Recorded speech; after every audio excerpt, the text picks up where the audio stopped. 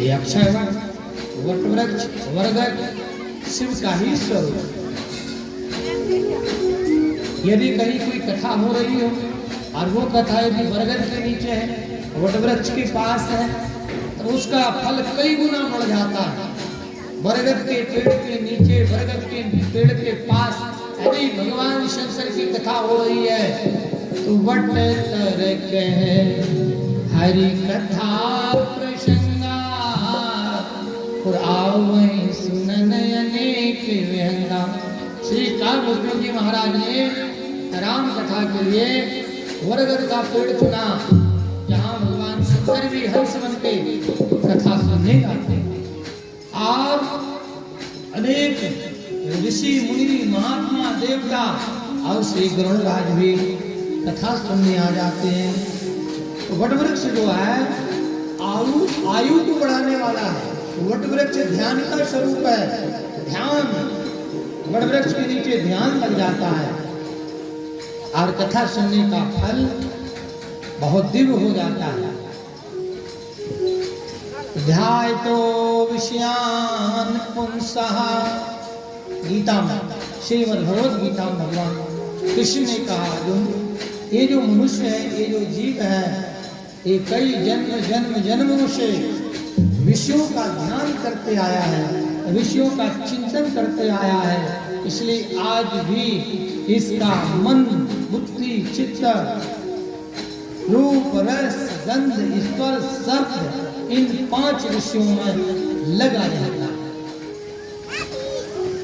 कोई बुलाए इधर तो वो जाता है उधर, और सत्कर्म सद्भाव में, सत्पुण्य कार्य में, भगवत भजन में मन शीघ्र नहीं लगता है। आज भी ये विषयों में पड़ा हुआ है जीव और कई जन्मों से भटकते चले आ रहा है। ये सत्संग ऐसा पावन सत्संग, श्री शिव महापुराण कथा का पावन सत्संग, स्कंद कहते हैं, कार्तिक जी कहते हैं, नंदी ने कहा, सनत कुमार जी बोले, व्यास जी ने कहा, सूत जी कहते हैं, है ये ऋषियों, ये शिव कथा बहुत अद्भुत है और जन्म मरण का बंधन छुड़ाने वाले। शिव समान दाता नहीं विपद निवारण। शिव जी की कृपा बड़ी ही अद्भुत है और दिव्य है। श्री नारायण नमो नमः। बरगद के नीचे यदि आपने शंकर जी को दिल चढ़ा दिया, आयु बढ़ेगी, रोग घटेगा और ज्ञान बढ़ेगा। ज्ञान, वैराग्य, भक्ति को बल मिलेगा यदि आप बरगद के नीचे बैठ करके ओम नमः शिवाय, बरगद की छाया जहाँ तक जाती है वहां तक उसका प्रभाव है। पीपल का दर्शन, पीपल का पूजन, पीपल के नीचे दर्शन भोलेनाथ का। आम का पेड़, आम के नीचे बैठे महादेव, अमरेश्वराय नमः। अमरेश्वर, आम, आम्र, आम को कहते हैं आम्र, आम्र के नीचे बैठे महादेव, आम्रेश्वराय। आम्रेश्वर, फलों का राजा आम।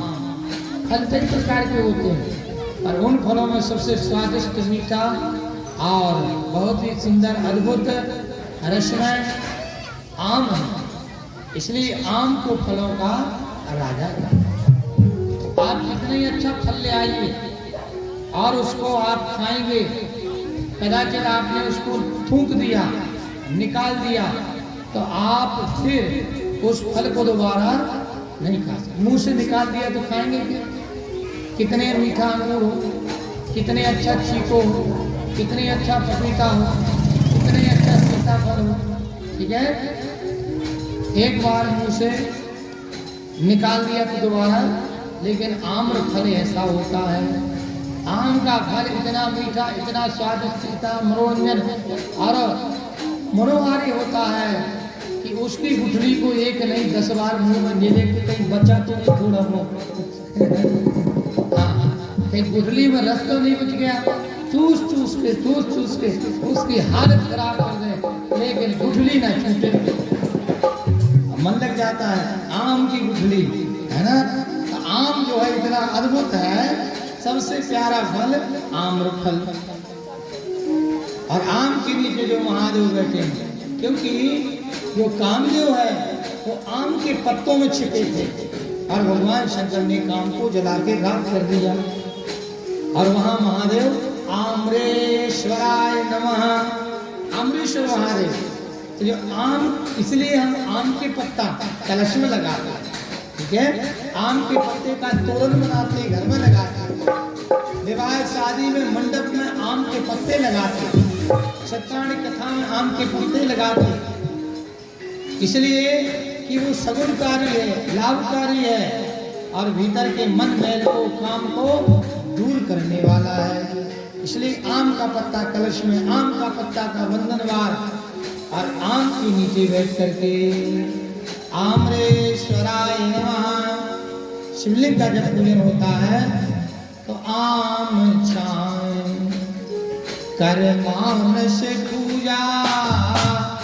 गोस्वामी तुलसीदास जी महाराज बोले कि यदि आम के पेड़ के नीचे आपने मानसिक पूजन किया है, ओम नमः शिवाय, तो आपका मानसिक तनाव दूर हो जाएगा, ठीक है। यदि आपको मानसिक तनाव है, डिप्रेशन में आप जा रहे हैं और ज्यादा सोच विचार में पड़े हैं, एक लोटा जल और समस्या का हल। एक लोटा जल बदल देगा कल। श्री शिवाय नमस्तु। देखिए, ये कहने सुनने वाली बात नहीं है, ये तो अनुभव की बात है और जानने की बात है। जिन खोजा तिन पाया। ईश्वर को कौन प्राप्त करता है? ईश्वर को वो प्राप्त करता है जो जिज्ञासु है, जो खोजता है, जो ढूंढता है, ठीक है, जो खोजता है और बार बार उनके श्री चरणों में और सदा ये कहता है, ओ मेरे सिर पे रख दो बाबा, हाँ मेरे सिर पे रख दो भोले, अपना